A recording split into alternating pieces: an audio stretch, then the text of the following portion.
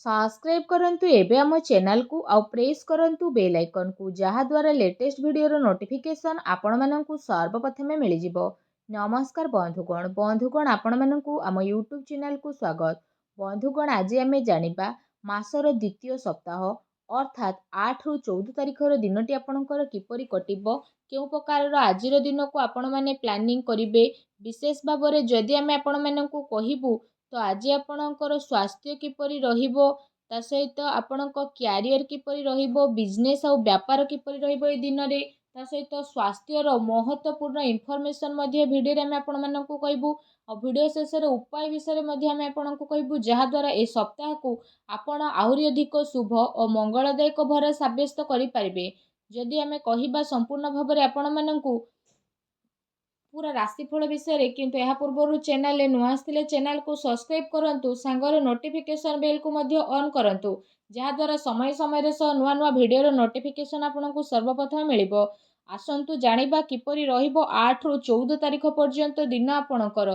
जदि सबुठारु प्रथमे कहबा कि कोन ए दिन रे आपनको पई विशेष भाबरे पॉजिटिव रहिबा पई जाउची जदि आमे आपण माननकु कहबु ए समय अवधि रे आपणकर विशेष भाबरे वित्तीय स्थिति रे काफी सुधार आसी जिवो। किछि नुआ आरंभ करिबा पई ए दिन आपणक पई बहुत ही भलो रहिबो आ अनुकूल रहिबो। आपणकर परिश्रम आ प्रयास द्वारा ए सेकेंड वीक रे आपणक सामना रे सफलता मिलिबो। विवाह योग्य लोकंक पई कोनोसी भलो संपर्क आसी पारे बा कथावार्ता मध्य घरे आपणकर होई पारे। एहा सहित समाज एवं संपर्कियंक सहित आपणकर प्रभावशाली व्यक्तित्व आउ सरल स्वभाव कारणरू आपणकर मान प्रतिष्ठा बनिकी रहिबो। समय आपणकर किछि मिलाजुला प्रभाव मध्ये आपणक पई नेकी आसुछे किंतु जदि कहिबा ताको बहुत भलो बनेइबा आपणकर काम अटे। किछि टाइम रे अति संपर्कियंक सहित जहाँ भी मनांतर मतांतर आपणक घरे चालुथुला तो ए सप्ताह रे से सबुर स्थिति टिके परिवर्तन हेबो आउ संपर्क रे पुणी थरे मधुरता आसीबो।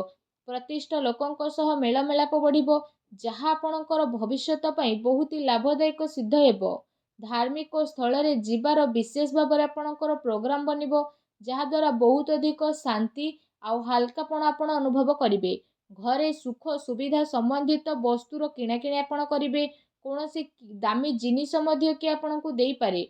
विद्यार्थी वर्गों को निजर चाकरी संबंधित कोनोसी क्षेत्र रे इंटरव्यू रे सफलता मिलिबार जोग बनुछि सेतिपाई पूरा परिश्रमर सहित आपण आपणक कार्य करंतु ता सहित आपण आपणकर सिद्धांत द्वारा कौनसी प्रकार समझौता ए सप्ताह रे करंतु नाही। प्रभावशाली एवं प्रतिभावान लोकंक सहित अधिक टाइम आपण आपणकर स्पेंड करंतु जहा द्वारा आपणकर आत्मबल आ आत्मविश्वास रे वृद्धि हेबो तथा नकारात्मक विचार मध्ये आपणकर दूर हेबो।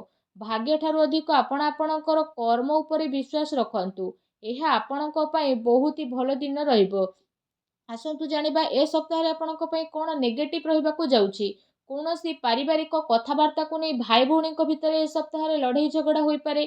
घरर वृद्धंकर परामर्श द्वारा संबंध को खराब हेबा ठारू बचेई कि रखंतु ता सहित घर नाम रे कि आपणकर नुकसान मध्य करि पारे सेति पई आपण सावधान रहंतु। घरर कोनोसी वृद्ध लोकंकर स्वास्थ्य को नै कि आपणकर मन रे चिंता रहिबो। दूर जगह को जीवाक मध्य आपणकु पड़ी पारे ता सहित आपणकु आपणकर स्वभाव रे इगो को खत्म मध्य करबाकू पड़िबो जहा द्वारा प्रॉब्लम सबुर शीघ्र समाधान होई जिवो। कोनोसी भी योजना उपरे कार्य करिबा पूर्वरु ता उपरे भलो भाबरे विचार करिबार आवश्यकता रहिछि। कोनोसी दुखद समाचार मिलिबा कारणरू मन रे आपणकर उदासी आ नकारात्मक विचार मध्य आसीबो किंतु जदि कहबा आपण शीघ्र ही से सबुरु बाहर को बाहरिबे। विद्यार्थी वर्ग पाठ पढ़ार अपेक्षा फालतू भूल बुझामणा रे अधिक ध्यान देबे आ निजर महत्वपूर्ण कार्य को बहुत ही अधिक संभाळिकी मध्य रखिबे। काहेकि ना जदि आमे कहिबा जदि किछि भूल करिबे आगो को आपणक पई भूल होई जिवो। घरे छोट छोट कथा रे अकारण रे चिंता आपणकर उत्पन्न हेबो तेणु अधिक क्रोध ठारू आपण दूरेई कि रुहंतु। सामाजिक गतिविधि रे अधिक ध्यान न देबा ठारू कोनोसी अति संपर्कित लोक आपणक उपरे नाराज होई पारंती। बस ए कथार आपण ध्यान न देकी निजर कर्म उपरे लागिकी रुहंतु। घरर वरिष्ठ लोकंकर मान सम्मान आपण अवश्य करंतु। ता सहित जदि सप्ताहर लव लाइफ विषय कहिबा तो जीवन साथींकर भावनार आपण सम्मान करंतु। एहा द्वारा आपणकर संबंध आहुरी अधिक मजबूत हेबो। ପ୍ରେମ ସମ୍ବନ୍ଧ ଆପଣଙ୍କର ମର୍ଯ୍ୟାଦାପୂର୍ଣ୍ଣ ରହିବ। କୌଣସି ବିପରୀତ ଲିଙ୍ଗୀ ବ୍ୟକ୍ତିଙ୍କ ସହ ମିଶିବା ଦ୍ୱାରା ଆପଣଙ୍କୁ ଆଶ୍ଚର୍ଯ୍ୟଜନକ ପ୍ରସନ୍ନତା ମଧ୍ୟ ଅନୁଭବ ହେବ। ଘର ପରିବାରର ବାତାବରଣ ଆପଣଙ୍କର ବହୁତ ହି ସୁଖଦପୂର୍ଣ୍ଣ ରହିବ। ପତି ପତ୍ନୀଙ୍କ ଆପୋଷିକ ସହଯୋଗ ଘରେ ଆପଣଙ୍କର ସୁଖ ଶାନ୍ତି ରଖିବ। ପ୍ରେମ ସମ୍ବନ୍ଧରେ ଆଗକୁ ଆସୁଥିବା ଟାଇମ୍ରେ ଆପଣଙ୍କର ବିବାହରେ ପ୍ରଣୀତ ହେବାର ପୂର୍ଣ୍ଣ ରୂପରେ ଯୋଗ ବନୁଛି।